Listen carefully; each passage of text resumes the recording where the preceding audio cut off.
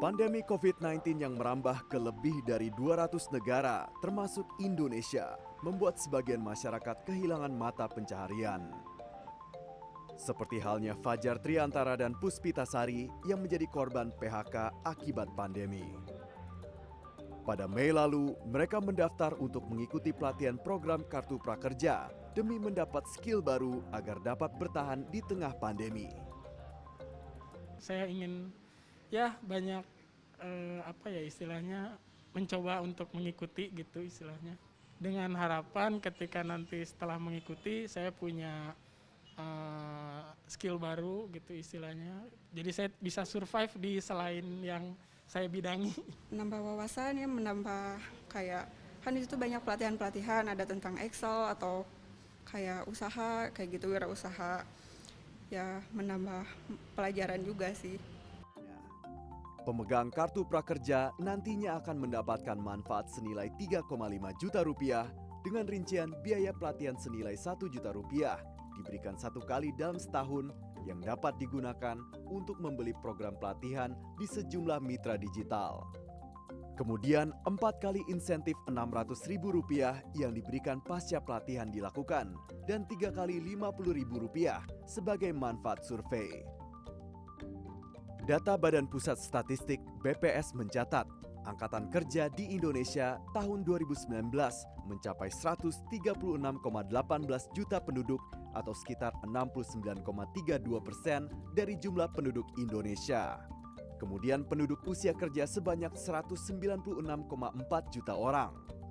Pekerja sektor informal mencapai 71,7 juta orang atau sekitar 56,7% dari total angkatan kerja. Kemudian angka pengangguran terbuka sebanyak 7,05 juta penduduk. Prediksi pengangguran karena dampak pandemi COVID-19 oleh Center of Reform Economic atau CORE sebanyak 9,35 juta penduduk pada kuartal kedua 2020. Untuk jumlah peserta, pemerintah hanya mengalokasikan anggaran bagi 5,6 juta orang. Program Kartu Prakerja ini diharapkan dapat membantu masyarakat agar dapat bangkit di tengah pandemi. Tim Liputan CNN Indonesia.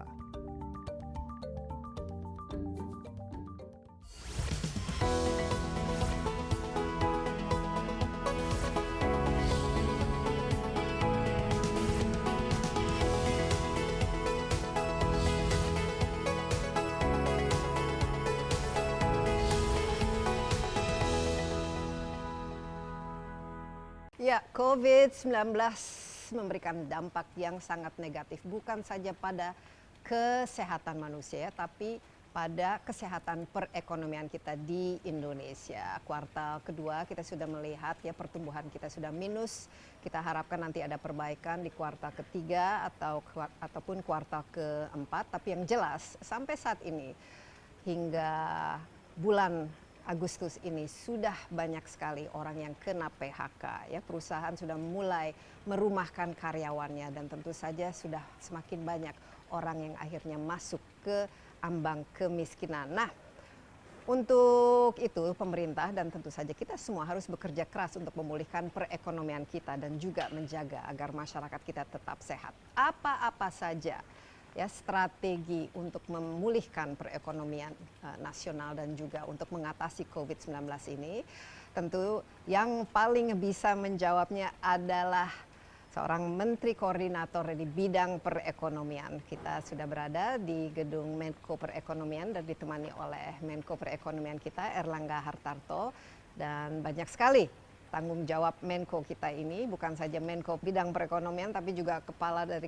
komite ya penanganan COVID-19 dan juga komite untuk pemulihan ekonomi nasional dan juga macam-macam lah yang harus mau tidak mau menjadi tanggung jawabnya.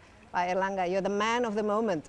Banyak sekali harapan yang ditujukan dan ditupukan kepada Pak Erlangga. Kita sekarang akhir Agustus, kita lihat kuartal kedua sudah anjlok lah istilahnya perekonomian kita. Kita harapkan kuartal ketiga ada sedikit perbaikan, tapi mungkin kalau yang laporan terakhir tidak sesuai dengan apa yang diinginkan. Sementara keinginan kita untuk tumbuh antara 4,5 sampai 5,5%. Mungkin bisa update sedikit Pak Erlangga, kira-kira kuartal ketiga ini bagaimana? Apakah kita masuk ke ambang resesi? Dan kuartal keempat nih bagaimana? Pertama dari segi perekonomian bahwa Indonesia ini tidak sendiri. Jadi ada 215 negara berada dalam situasi yang mirip dengan Indonesia. Tetapi dibanding negara lain kita turunnya itu lagging satu kuartal. Jadi kalau China kuartal pertama dia sudah deep dive, kita masih positif 3%. Kemudian kita baru di kuartal kedua kita turun ke minus 5,3. Sementara negara lain turun jauh di bawah kita. Nah tentu pertaruhannya antara kuartal ketiga dan kuartal keempat. Memang di dalam APBN 2020 kita memproyeksikan antara minus 1 sampai 0,25%. Untuk tahun ini ya? Untuk tahun ini. Tetapi tentu kita berharap juga di kuartal ketiga kita bisa rebound. Rebound itu artinya lebih baik dari minus 5,3. Nah kalau lebih baik dari minus 5,3 itu berarti kita trennya positif. Jadi seperti SUS. Kayak Seperti V-shape. Jadi V-shape Walaupun ya. kita melihat ada beberapa sektor yang selain naik udah mulai turun lagi. Tapi kita lihat ada beberapa sektor yang bisa menjadi faktor pengungkit. Pertama, kebijakan Pak Presiden untuk penanganan COVID dan pemulihan ekonomi ini gas dan rem. Jadi gasnya untuk pemulihan ekonomi, remnya untuk menyetop pandemi COVID. Nah kita sudah melakukan testing lebih dari 2 juta. Dan ini cukup masif dibandingkan negara lain. Kemudian tingkat penyembuhan kita 70%. Jadi, ya lebih dari rata-rata dunia ya, 68% kalau tidak salah. Jadi dengan demikian kita udah on the right track. Hanya case fatality rate kita masih di atas 4%, 4,3. Dan jumlah penduduk kita sangat dan banyak. Jumlah penduduk kita banyak. Sehingga tentu ini solusinya vaksin dan obat-obatan. Nah kebetulan obat-obatan sebagian besar sudah diproduksi secara nasional. Vaksin kita sudah bisa meng-secure dalam tanda petik 30 juta vaksin sampai akhir tahun. Tentu subject to sampai akhir tahun 2021 kan Mas? 2020. Nah, kita bicara 2020 bisa 30 juta sudah vaksin. di-secure. Secure supply bahan baku dan akan diproduksi oleh Bio Farma.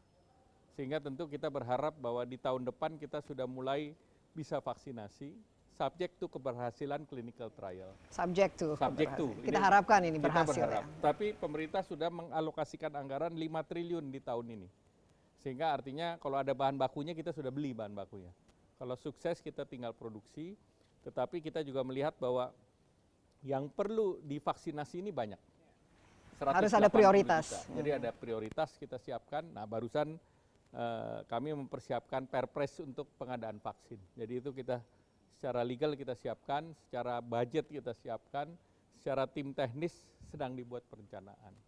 Nah kemudian tentu di samping itu dari segi perekonomian kita melihat daerah per daerah. Mana daerah yang pertumbuhannya di bawah pertumbuhan nasional, contohnya Bali misalnya, walaupun kita minus 5,3, Bali turun minus 10. Iya, karena sangat mengandalkan pariwisata. Mengandalkan turisme dan mereka tidak punya mitigasi resiko dari pariwisata itu tidak ada di Bali. Ya, jadi Pak Menko pasti berbeda ya dampak terhadap perekonomian khususnya daerah ya yang bagian timur dan bagian barat. Ini bagaimana secara strategi untuk memastikan bahwa semua daerah itu tidak terlalu kena Jadi, dampak perekonomian pemerintah negatif. melihatnya sekarang lebih mikro ke daerah-daerah karena Indonesia kan agregat dari daerah. Jadi kita tidak hanya melihat kita minus 5,32 tetapi di mana dan faktor ekonomi terbesar mana yang kita bisa push. Nah salah satu yang memang secara serius kita harus tangani itu adalah dampak yang terparah, yaitu yang terkait dengan tourism, restoran, kemudian perhubungan. Nah ini sayangnya ini hanya bisa didorong kalau confident daripada masyarakat itu bisa menaik. Dan confident itu bisa tercipta kalau kita sudah memberikan imunisasi. Oleh karena itu pemerintah mengejar imunisasi. Ya. Jadi vaksin ini sebenarnya sangat kunci ya. Sangat kunci karena dia akan menyetop pandemik plus memulihkan perekonomian. Ya, Jadi tapi dengan fungsinya adanya sekarang kuartal ketiga, nanti kuartal keempat kan kita kan PSBB istilahnya sudah lebih kita new normal lah. Yes. Jadi kegiatan sudah mulai, perekonomian sudah dan kita harapkan consumer confidence juga sudah semakin meningkat ya. Tapi kuncinya saya lihat ini, penyerapan dari anggaran COVID yang hampir 700 triliun itu Pak Airlangga. Ini akhir bulan Agustus, kita hanya beberapa bulan Memang lagi kemarin harusnya. kita lihat dari total dana pemulihan ekonomi itu diserap sekitar 25%. 25%. Ya, sehingga tentu kita berharap bahwa ini akan diserap lebih tinggi lagi, walaupun kemarin dari Juli sampai sekarang itu sudah naik 18%. Jadi kenaikannya juga cukup bagus sesudah Bapak Presiden berkali-kali mengingatkan. Dan tentu anggaran yang kita harapkan bisa diserap di kuartal ketiga ini 700 triliun. Dan di kuartal keempat diharapkan 1.000 triliun bisa diserap. Tapi itu bisa optimis dengan hanya 4-5 bulan lagi tinggal dalam tahun 2020. Kami cukup optimis karena kan ada beberapa program bansos yang bisa kita tambahkan. Seperti kemarin kita menambahkan Bapak Presiden banpres untuk hibah UMKM, itu totalnya bisa mencapai 33 triliun. Kemudian bansos yang tadi pagi terkait dengan subsidi gaji untuk pekerja di bawah 5 juta, itu bisa 37 triliun. Nah, kalau ini kita bisa gelontorkan lebih cepat, ditambah lagi dengan PKH dan juga prakerja dan yang lain, itu kami cukup optimis bahwa ini akan ada peningkatan daripada penyerapan anggaran. Iya, PKH ini program ini keluarga harapan itu. Ya. Tapi apa? Kenapa hanya 25% padahal kita sudah masuki bulan Ada ke-9? yang tentu ada beberapa yang kita harus percepat, yaitu sektor kesehatan, kemudian tentunya terkait dengan program-programnya juga, karena seperti juga pengadaan vaksin dan yang lain. Kemudian juga sektor-sektor yang di anggaran rutinnya saja juga kita harus dorong. Kemarin karena ada realokasi dan refocusing sehingga mereka harus menyesuaikan semua dari DIPA-nya. Dan kami juga melihat ada beberapa program-program baru, yaitu akselerasi daripada program pembangunan, termasuk juga padat karya. Jadi realokasi ini membutuhkan banyak sekali penyesuaian dan dinamisasi dari kementerian-kementerian. Jadi KL pun perlu menyesuaikan terhadap situasi COVID. Jadi animonya tinggi dan kita kan ada mekanisme untuk melakukan evaluasi melalui survei. Dan dari evaluasi survei 90% memang mereka yang tidak bekerja. Dan 70% mereka yang terkena dampak dan bekerja di sektor informal. Jadi yang mengikuti ini sudah tepat sasaran.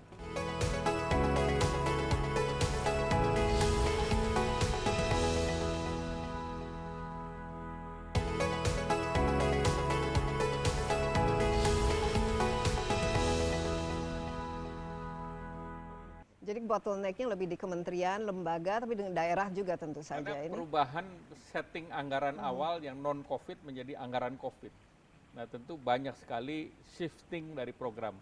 Dan kalau di pemerintah kan shifting kan nggak bisa langsung di shifting, tetapi harus ada tornya, harus ada RAB-nya, kadang-kadang perlu juga persetujuan dari DPR, sehingga ini yang tentu memakan waktu untuk iya, padahal sayang sekali. Ini kan anggaran ini sudah tersedia sejak bulan April kan ya Pak Menko. Kita harapkan betul-betul bisa terserap. Tapi kalau kita lihat kan mungkin yang kartu prakerja itu dari 10 triliun jadi 20 triliun kan itu. Tapi kita masih ada 700 triliun ini yang harus dihabiskan. Optimis ini semua bisa diserap. Saya cukup optimis karena kita sudah memonitor setiap KL dan setiap program dan dengan Komite PEN dan Menteri Keuangan ini setiap minggu kita monitor. Iya, kuncinya adalah untuk menciptakan mau tidak mau ya, ini sekarang dampak yang paling terasa bagi kebanyakan orang itu adalah kehilangan mata pencarian. Orang yang di PHK dan dirumahkan, kalau tidak salah Bappenas memproyeksikan tahun depan itu bisa ada 12 jutaan nih orang. Sebelum ada COVID saja kan masalah pengangguran dan lain sebagainya itu salah satu masalah yang kita hadapi. Dengan adanya COVID ini kita lihat kan sudah ada yang memang dialokasikan misalnya kartu prakerja. Tapi ini bagaimana? Sudah sejak bulan April berarti sudah gelombang kelima, harus ada evaluasi dong. Jadi kita sudah melakukan evaluasi sejak gelombang ketiga. Jadi dari gelombang ketiga dihentikan sementara sampai hampir 2 bulan. Sekarang sudah mulai lagi gelombang kelima dan gelombang keenam. Dengan dievaluasi di gelombang ketiga, regulasinya diperbaiki, baik itu peraturannya, PP-nya maupun Permenko-nya. Kemudian juga governance-nya kita tingkatkan. Kemudian kapasitasnya kita naikkan. Jadi sebelumnya kita sekitar 400.000 per minggu, sekarang sudah 800.000 per minggu.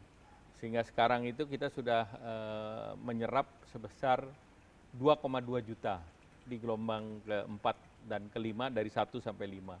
Sehingga 2,2 juta sudah menjalankan program prakerja dan yang mendaftar adalah 14,2 juta.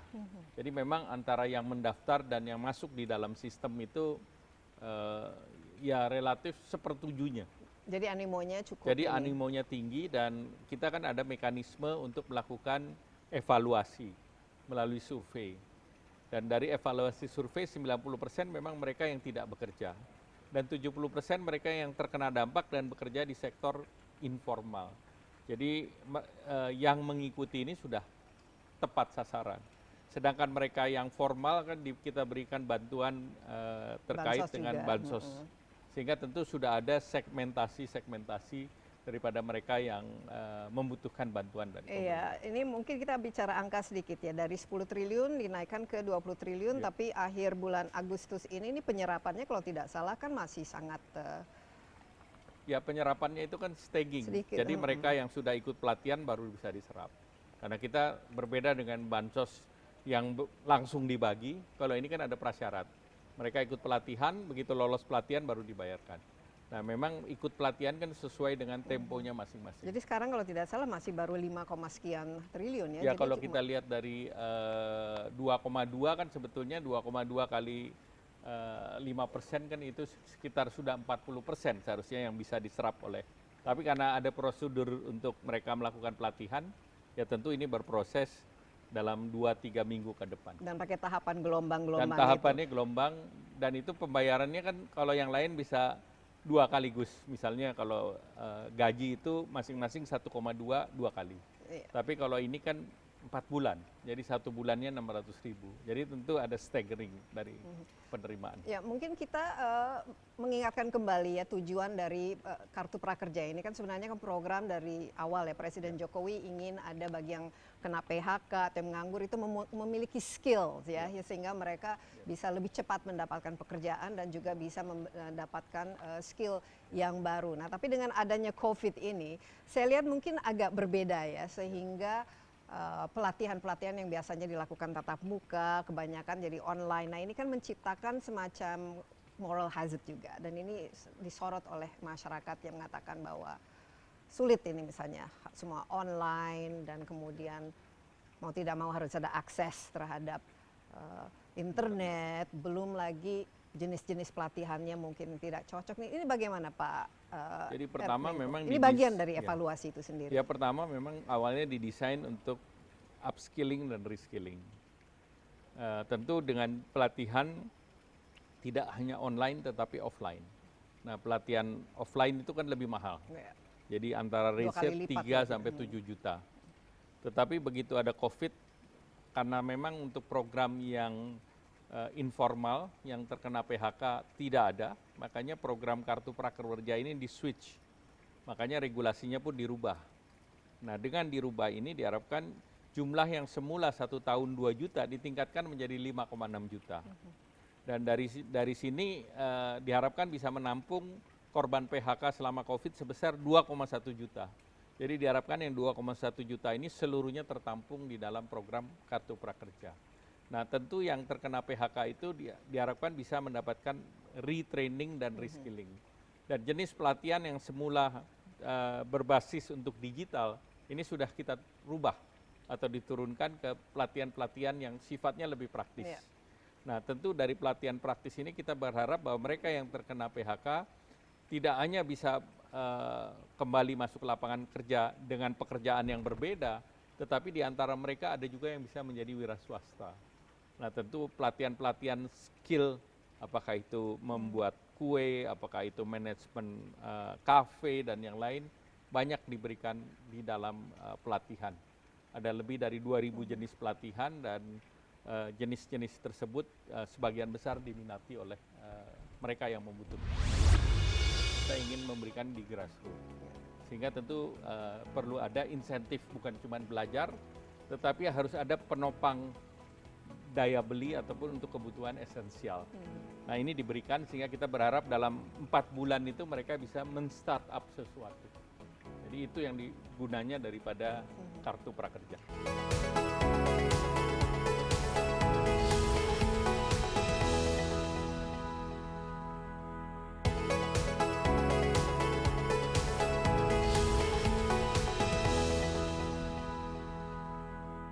Kalau misalnya sebelum vaksinnya ditemukan, bagaimana kalau tidak mengganti gitu yang dana yang dialokasikan untuk prakerja ini lebih ke sebagai bagian dari bansos sehingga bisa meningkatkan pendapatan, karena saya lihat ini banyak sekali yang Jadi terkena kan ini kita imbasnya. sebut semi bansos. Jadi kalau bansos sekarang menggunakan standar 2,4 juta. Nah ini sama, prakerja juga 2,4 juta. Kemudian yang 1 juta itu on top, jadi 1 juta pelatihan, 2, juta, 4 juta semi bansos. Nah ini sama dengan mereka yang menerima bansos untuk hibah modal kerja maupun subsidi upah.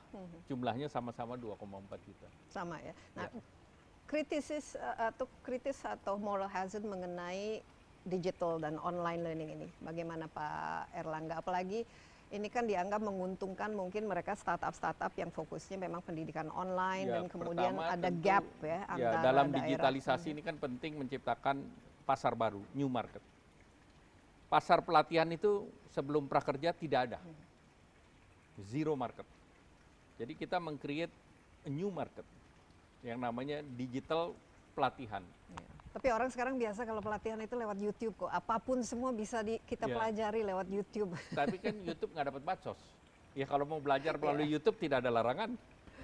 Tetapi kan ini bagian daripada yang belajar dari YouTube kan mungkin dari segi ekonomi dan yang lain relatif sudah setengah mapan. Tetapi ini kan betul-betul kita ingin memberikan di grassroots. Sehingga tentu perlu ada insentif bukan cuma belajar, tetapi harus ada penopang daya beli ataupun untuk kebutuhan esensial. Nah ini diberikan sehingga kita berharap dalam 4 bulan itu mereka bisa men-start up sesuatu. Jadi itu yang gunanya daripada kartu prakerja. Pemilihan atau transparansi terhadap modul-modul pelatihan dan apa yang bisa didapatkan ini juga bisa menjadi semacam moral hazard. Bagaimana Pak Erlangga supaya ke depan Ya kita mesti, saya lihat ini orang salah fokus kan jadinya. Ini kenapa? kita harus berpikir digital, bukan berpikir analog. Jadi kalau berpikir analog tentu pelatihan ya pelatihan kayak menjahit, ngelas, kemudian sekolah biasa yang ada akreditasi. Tetapi kalau kita bicara digital kan ada evaluasi dari user. Kemudian ada juga tentu tim expert yang mengevaluasi pendidikan. Nah selama ini bagaimana hasil evaluasi? Nah, hasil evaluasi sederhana saja. Yang tidak diminati kan tentu Gugur, tidak bisa berlangsung, dia akan gugur secara otomatis.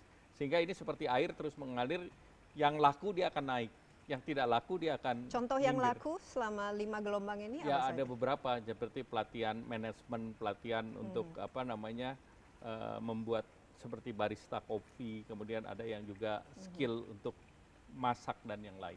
Tingkat kepuasannya Jadi bisa tingkat kepuasan tinggi dan juga ada skill. Bahkan yang sangat impresif, ada yang telaten belajar coding 1 bulan. Itu penting nih sekarang coding. Ya, jadi artinya walaupun situasi kita buka kan kita juga masih buka slot yang untuk digital. Diminati juga. Berarti kan ini betul-betul dan mereka langsung bisa kerja di perusahaan-perusahaan yang cukup bagus. Jadi betul-betul ada transformasi. Iya. Ada sukses story-nya. Nah, apalagi sekarang perusahaan atau bisnis industri yang naik daun itu justru digital. Jadi tidak ada salahnya kalau Tidak ada fokusnya salahnya. untuk reskilling terhadap yang digital. Tapi ini kan bisa terjadi gap ya. Tadi Pak Erlangga menyebutkan dampaknya terhadap daerah kan berbeda-beda dan juga digital gap di Indonesia kan masih ada. Ada daerah yang memang dari segi konektivitasnya jauh lebih bagus. Ini kan berarti ada bagaimana untuk daerah yang tidak terpenuhi. Biar bagaimana tentu kita berharap bahwa tidak semua memang Indonesia memiliki smartphone atau memiliki tab Koneksi atau komputer Wi-Fi, ataupun koneksi. Tapi tugas pemerintah untuk mengadakan itu. Oleh karena itu Infocom akan mendorong agar desa-desa mempunyai internet yang sama kencengnya dengan yang di kota-kota. Kemudian pemerintah kita sedang membahas dengan Kementerian Ristek BRIN bagaimana mengadakan tablet yang murah. Ya. Misalnya 1 juta tablet yang murah menggunakan produksi dalam negeri dan menggunakan chips yang memang ditujukan untuk retraining sekolah dan yang lain, kan tidak perlu chips yang canggih sehingga bisa ditekan ke murah. Nah ini semua pemerintah sedang siapkan. Untuk sementara gapnya itu dibantu oleh semacam pelatihan ataupun asistensi di kantor-kantor naker, sehingga mereka bisa menggunakan desktop. Dan memang dari daftar kartu prakerja 34 provinsi semuanya ada, dari Aceh sampai Papua itu ada. Kalau kita lihat mapping peminatnya paling banyak dari mana yang menggunakan Tetapi tetap prakerja? peminat terbanyak sesuai dengan Demografi sebaran ya. industri itu di Jawa. Jadi tetap Jawa Barat, DKI, Jawa Tengah, Jawa Timur. Karena itu memang basis industri dan mereka yang terkena dampak daripada PHK. Ya. Jadi transformasi industri 4.0 taruhlah tahun 2023 kita berhasil kembali ke Ya. tahap pertumbuhan yang kita inginkan. Sebenarnya kan target Presiden Jokowi kan 7% ya kalau Ya. Ini bagaimana transformasi dari segi profil Indonesia industri 4.0 yang mana yang akan membuat Indonesia itu memiliki Jadi daya pertama saing. kuncinya itu adalah dalam logistik sistem. Karena pertama digital 4.0 itu kan sampai produksi, sampai dengan consumer. Nah kita persoalan utama di logistik. Ya. Logistik kita costnya masih 23%. Ini berkaitan dengan perizinan juga kan. Transportasi dan pelabuhan kontainer, karena barang kita yang dari Jawa dan luar Jawa ini belum berimbang, sehingga tentu kebijakan yang diambil pemerintah adalah barang dari Jawa keluar Jawa itu kontainer, tapi barang dari luar Jawa ke Jawa itu bulk, sehingga ini ada mismatch. Ya. Nah, sehingga tentu kita harus mengembangkan kawasan industri atau hilirisasi di luar Jawa, sehingga ini cross-nya bisa kontainer to kontainer, itu satu hal. Ya. Karena yang kedua tentu single system Satu atap untuk ya. untuk perizinan maupun untuk ekspor impor, sehingga orang tidak key in berkali-kali untuk bea cukai key in, untuk perdagangan key in, dan sehingga satu kali key in semuanya, custom, izin dan yang lain. Ini sedang disiapkan oleh pemerintah dalam paket perekonomian sekarang. Nah kalau itu kita lakukan maka akan lebih efisien sehingga ekspor pun akan lebih gampang.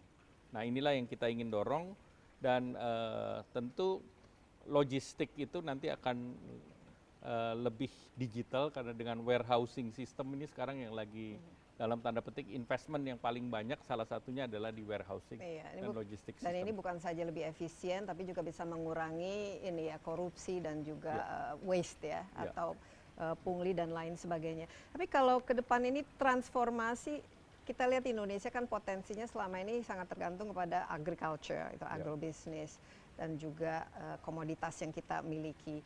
Yang sebenarnya paling penting adalah dengan jumlah penduduk yang kita miliki, jumlah bonus demografi, kuncinya itu padat karya.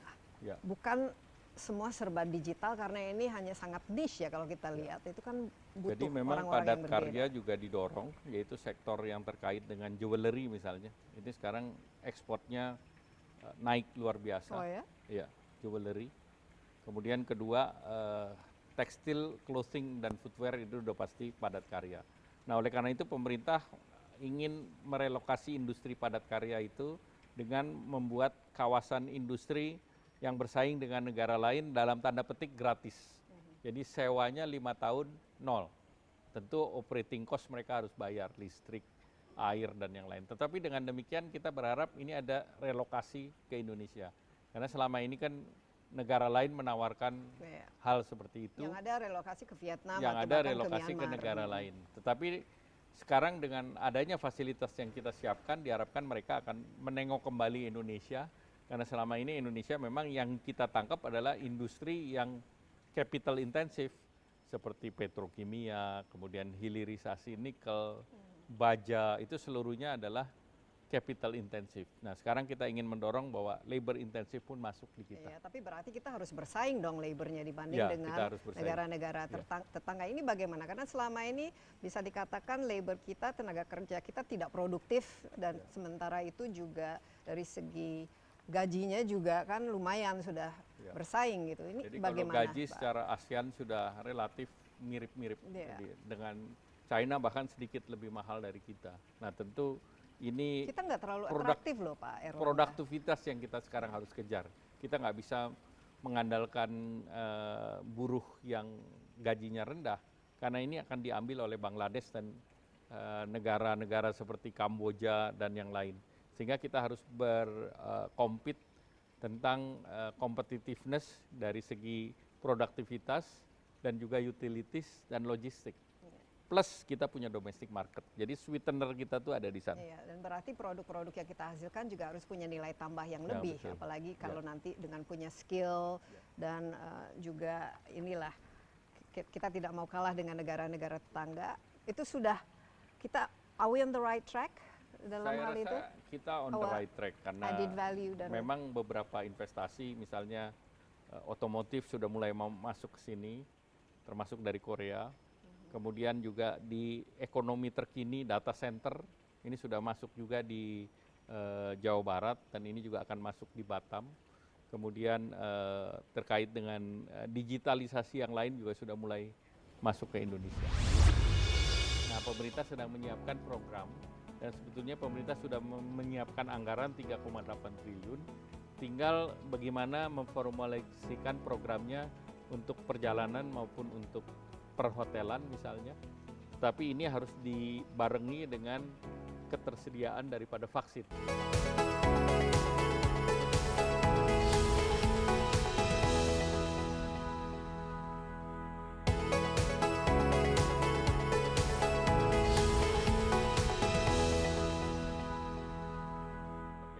Iya, 20 triliun ini fokus prioritas dari spendingnya itu kemana? Ya, semuanya pelatihan spendingnya. Semuanya Ya, pelatihan. Jadi bansosnya itu kira-kira 95%.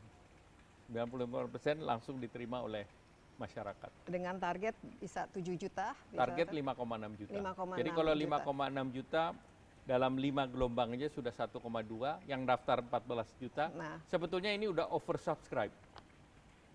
tapi kalau dilihat dari jumlah orang yang nanti bakal di PHK, kalau misalnya bisa 12 jutaan, paling tidak di atas 10 juta, belum lagi yang ikut, katanya kan ada 1,7 juta tapi bisa diterima hanya 800.000, itu mau di Ya, jadi yang kemana itu? pertama yang terkena PHK daftar resmi itu hanya 2,1 juta. Yang belum resmi ya. yang resmi, yang belum teridentifikasi atau belum terverifikasi 1,3.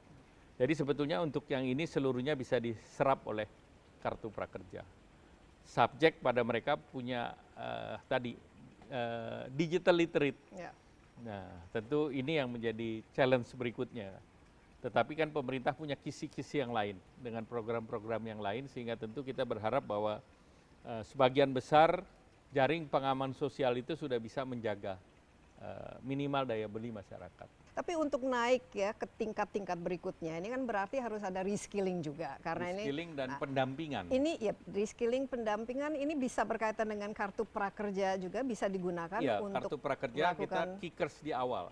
Sehingga dengan reskilling, nah diharapkan mereka bisa masuk program inklusi keuangan, kita sebut program inklusi keuangan. Nah, program-program yang ideal yang memang tadi diminati ya selain yang digital dan lain sebagainya itu apa contoh-contoh yang sekalian bisa meningkatkan daya saing tenaga kerja Indonesia, Ya. skillnya dan juga tadi literasinya, belum lagi misalnya berbisnis, manajemen dan lain sebagainya. Apa? Sebetulnya kalau kita melihat Indonesia dengan penduduk besar, yang sektor yang tidak mempunyai resilient itu adalah sektor makanan minuman.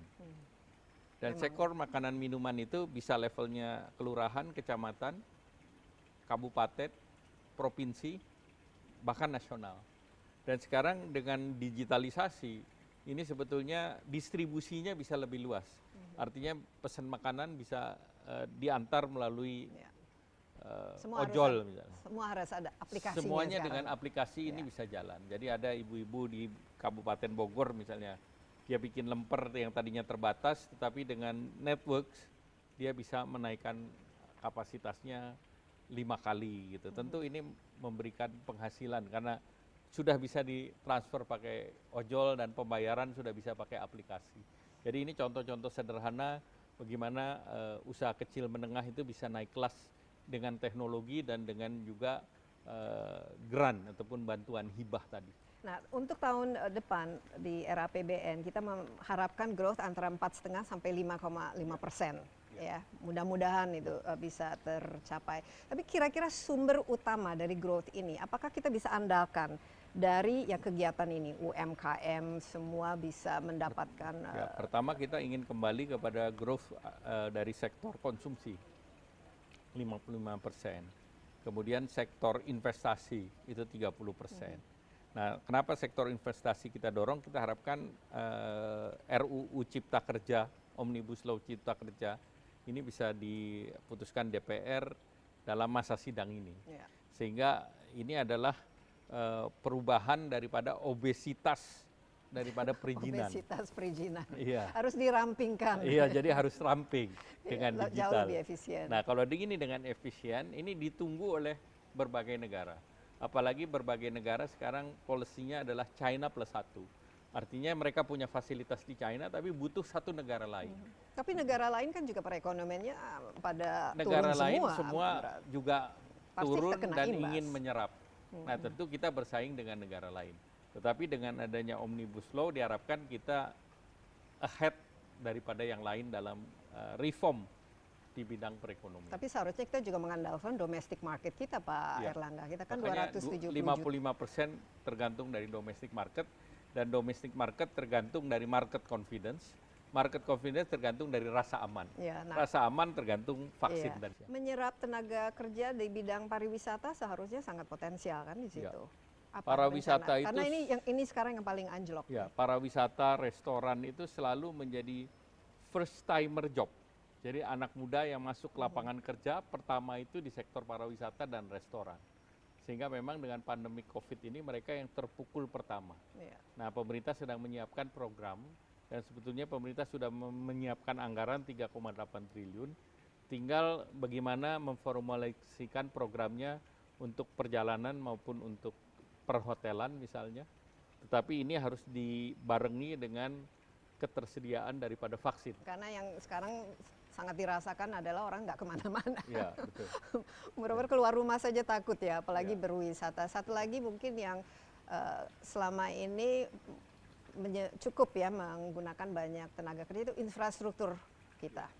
Ini on track. Infrastruktur terus dijalankan dan pemerintah punya proyek strategis nasional di mana di dalamnya ada yang buat embung, irigasi, kemudian tetap jalan tol, dan itu skimnya adalah proyek kerjasama antara badan usaha dengan pemerintah. Dan ini diperkirakan kita akan terus mengawal proyek tersebut. Jadi misalnya kalau sudah tahun 2024 lah kira-kira profil pekerja Indonesia yang apalagi yang sudah menikmati kartu prakerja ini nanti seperti apa? Ya, tentu kita tidak berpretensi mereka yang sudah menerima, karena kita produksi mungkin dari kalau program reguler itu 2 juta sampai 3 juta. Jadi penambahannya mungkin dari yang sekarang 5,6 itu bertambah sekitar 6 juta, jadi sekitar 12 juta. Kita berharap bahwa mereka bisa menjadi fasilitator daripada digital ekonomi. Nah, tentu setiap tahun kita butuh yang juga berkemampuan tinggi itu 500.000. Nah, ini yang sedang kita buat dengan LPDP dari Kementerian Keuangan, sehingga kalau dulu ada program percepatan insinyur di tahun 80-an, kita akan melakukan program khusus untuk digital talent. Sehingga dengan digital talent plus yang mereka kartu prakerja diharapkan ini bisa mendorong ekosistem daripada digital. Pertanian, karena kita merupakan negara sebenarnya harusnya mengandalkan agrobisnis kita ya. Ini kita selama ini agak kita abaikan kan. Ya. Pertanian kita tentu selama ini kan kita quote unquote masih tradisional. Jadi masih melakukan persawahan dengan mekanisasi terbatas.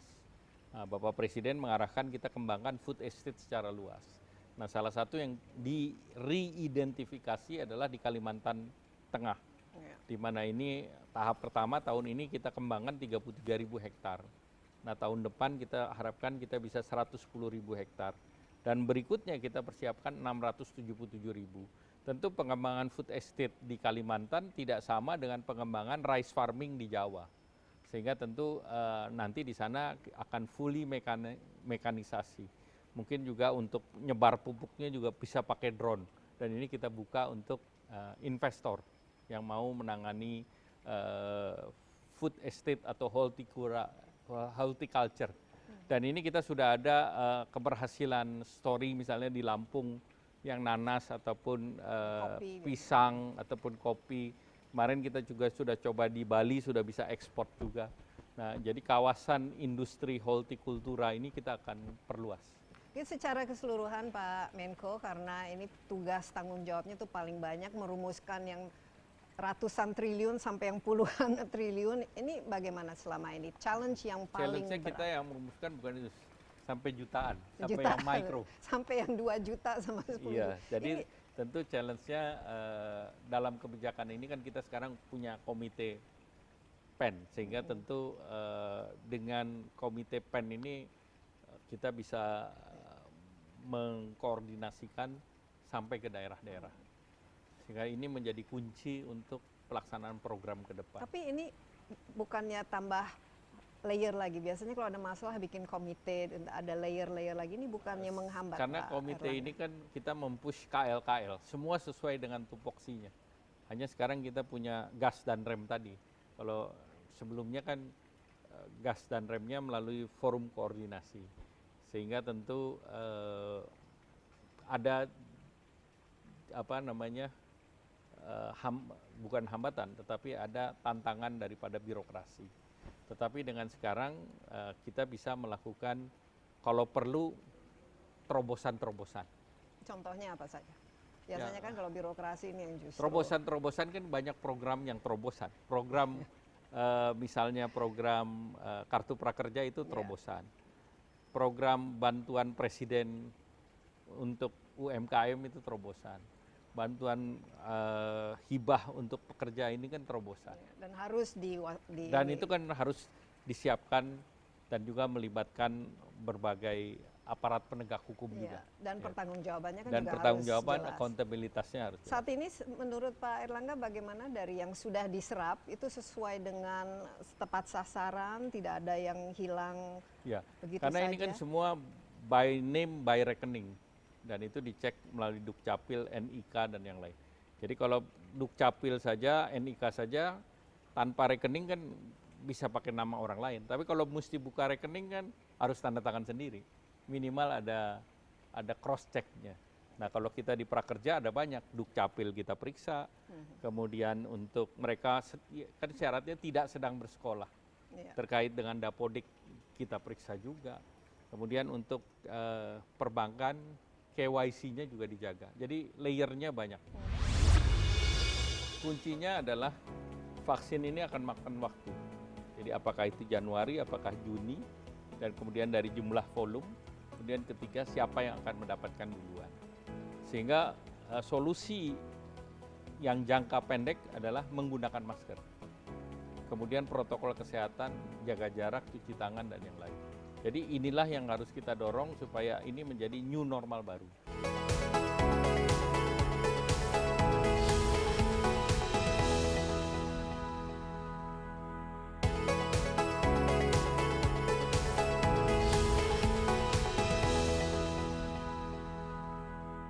Ya, kira-kira kalau kita menggunakan masker, menjaga protokol kesehatan, apakah kita bisa resume lagi kegiatan perekonomian dan sosial secara normal sebelum akhir tahun? Ya, kuncinya adalah vaksin ini akan makan waktu. Jadi apakah itu Januari, apakah Juni, dan kemudian dari jumlah volume, kemudian ketiga siapa yang akan mendapatkan duluan. Sehingga solusi yang jangka pendek adalah menggunakan masker. Kemudian protokol kesehatan, jaga jarak, cuci tangan, dan yang lain. Jadi inilah yang harus kita dorong supaya ini menjadi new normal baru. Dan pasca new normal kita tidak kembali sebelum COVID. Iya, nggak mungkin lah. Tidak mungkin. Sehingga semua itu kita lakukan riset. Baik itu public policy, baik itu mengenai kesehatan, mengenai pendidikan, perekonomian, dan berbagai sektor. Sehingga dengan demikian ini kesempatan kita untuk melakukan transformasi atau istilah Pak Presiden untuk meloncat ke level yang berbeda, Iya. dan ini memungkinkan dengan digitalisasi. Dan digitalisasi enablernya adalah pandemi COVID. Dengan pandemi COVID mau nggak mau kita Ya, menggunakan ternyata ini digital. akselerasi. Padahal memang arahnya memang semua digitalisasi Betul, itu. betul. Kalau tidak salah kita bisa kembali ke growth yang biasa itu setelah 3 tahun ya, 2023. Jadi targetnya ini, memang ini ini akan makan waktu 3 tahun, sehingga kita ada sekarang ada bansos diperbanyak, tahun depan dilanjutkan, juga demikian pula budget defisit kita akan terbuka, dan kita baru kembali nanti 2023. Jadi dalam 3 tahun ini mau tidak mau kita kan harus melakukan bukan saja survive tapi reformasi itu Reform. sendiri, Pak Erlangga. Ya. Tadi beberapa yang disebut sebagai prioritas, tentu saja kesehatan Ya. sangat penting, pendidikan, Pendidikan. apalagi kita kehilangan begitu banyak pendidikan tahun Ya. ini dari segi perekonomian dan lain sebagainya. Pak Erlangga sendiri sebenarnya mindset ya, SDM itu apakah kita bisa ubah untuk melakukan transformasi ini dalam waktu 3 tahun ketika Kalau kita lihat di Indonesia mendapatkan kan pekerjaan saja? kita punya talenta yang cukup besar, terutama di sektor digital. Kita lihat dari perusahaan-perusahaan startup yang terkait dengan consumer, itu Indonesia salah satu paling besar di ASEAN. Dan oleh karena itu ini adalah momentum yang tepat. Sehingga dan kita punya market luas, dan kita punya 150 juta penduduk yang dalam tanda petik literate digital. At least mereka browsing dan yang lain. Ya, Nah, ini apalagi potensi anak-anak yang muda sekarang bisa didorong, apalagi dengan learning from home. Semua belajar. Orang tua pun sekarang retraining minimal untuk Zoom. Nah, oleh karena itu potensi pengembangan teknologi digital itu kalau kita lihat itu ada di Indonesia ini 120 billion US dollar sampai 2025. Nah, di ASEAN 150 miliar dolar. Jadi kuenya ada, opportunity-nya ada, tinggal kita meretrain anak-anak muda kita atau siapapun yang akan belajar sehingga mereka bisa masuk di dalam new wave of digital economy. kira-kira akan menyumbang berapa persen terhadap GDP kita? Kita kan lihat tadi Ya. sumber-sumber growth kita 55% itu konsumen kan, kemudian ada industri, manufaktur dan lain sebagainya. Ini nanti ke depan kalau Ya. kita sudah lebih konektivitasnya juga, infrastruktur digitalnya juga jauh lebih bagus. Kira-kira berapa yang kita Ya, bisa kalau kita bicara targetkan? 150 billion US dollar itu ya sekitar 15% daripada GDP kita yang akan dikontribusikan. cukup signifikan. Jadi lumayan signifikan. Sekarang kan sudah given kalau kita lihat apapun sekarang dilakukan lewat aplikasi ya, mau belanja, makan, pesan apa semuanya, beli tiket, kemudian ya semuanya lah serba aplikasi. Lessons learned Pak Erlangga supaya kita tidak betul-betul bisa memaksimasi dari momentum ini. Krisis kan katanya juga opportunity ya atau kesempatan, dan supaya kita tidak kembali ke kebiasaan-kebiasaan buruk sebelumnya. Jadi reformasi betul-betul kita sebenarnya reformasi tahun 98 ini.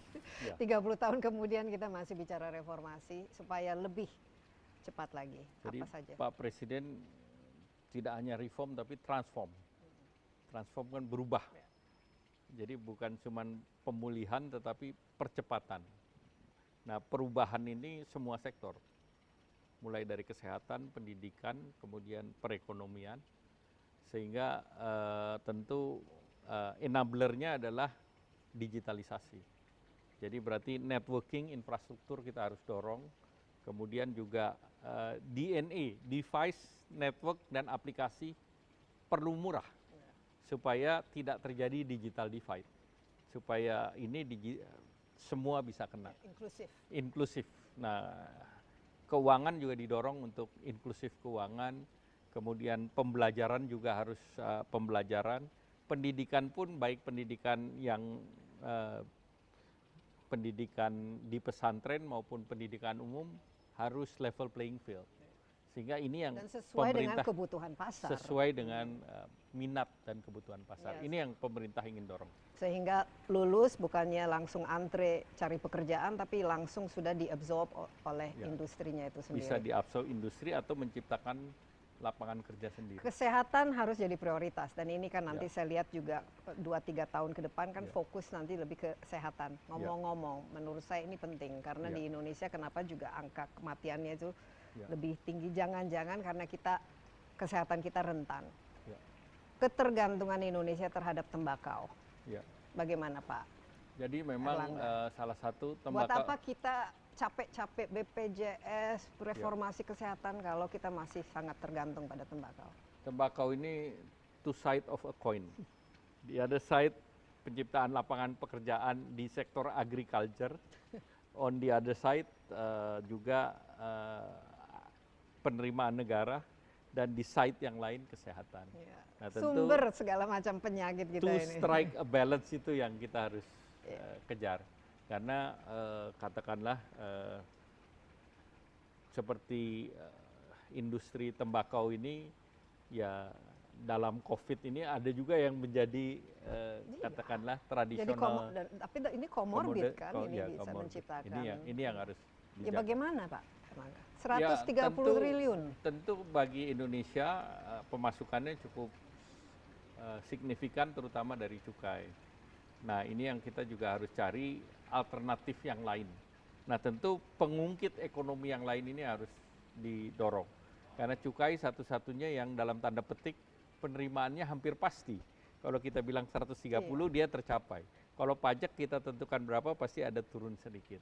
Nah, kalau sektor migas ya tergantung fluktuasi, ya kadang-kadang di bawah juga. Iya, tapi kan sekarang dengan apalagi dengan adanya COVID dan kesehatan masyarakat, nggak hitung-hitungannya kan juga is it worth it gitu. Ya, kalau kita lihat kan komorbidnya berbagai macam penyebab. Iya. Nah, ini tentu yang kita perlu perhatian. Iya, Ya. sangat penting ini. Ya. Ya. Kenapa kita tidak fokus ke komoditas yang lain yang sama saja bisa lebih menguntungkan gitu. Makanya kita dorong ke hortikultur. Karena hortikultur kan nilainya nilai tinggi. Sehingga ini yang kita harus dorong. Pak Erlangga sendiri bagaimana menjaga kesehatan selama COVID ini? Ya, pertama minum segala macam vitamin untuk daya tahan tubuh. Kedua, ya tentu masih berkesempatan berolahraga. Ketiga, ya tentu kita jaga suasana. Nggak stres, apalagi dengan tanggung jawab yang begitu berat. Ya itu yang kalau penyakit itu dekat dengan stres. Jadi kita mitigasi stres supaya jauh dari penyakit. Mungkin terakhir Pak Erlangga bagaimana pekerjaannya? Keras, berat, dan ini kolaborasi, komunikasi, kerjasama selama ini dengan semua pihak bagaimana? Saya rasa dirasakan seluruh KL ini kompak dan menuju kepada tujuan yang diarahkan Bapak Presiden. Jadi saya optimis dengan tim yang ada. Ya. Dan kita tahun 2022 harusnya sudah Mudah-mudahan 2023 bisa, kalau bisa lebih cepat lagi. Bisa lebih cepat dari sekarang. Ya. Baik, ya demikian Insight with Desi Anwar kali ini langsung dari kantor Menko bidang perekonomian. Dan jangan lupa Anda juga dapat menyaksikan ya program ini di cnnindonesia.com dan juga di YouTube ya Insight with Desi Anwar. Jangan lupa kita juga semua harus membantu ya untuk mengurangi angka COVID dan juga supaya kita bisa hidup lebih normal lagi, jaga jarak, jangan lupa pakai masker, sering cuci tangan dan tentu saja stay safe. Bye bye.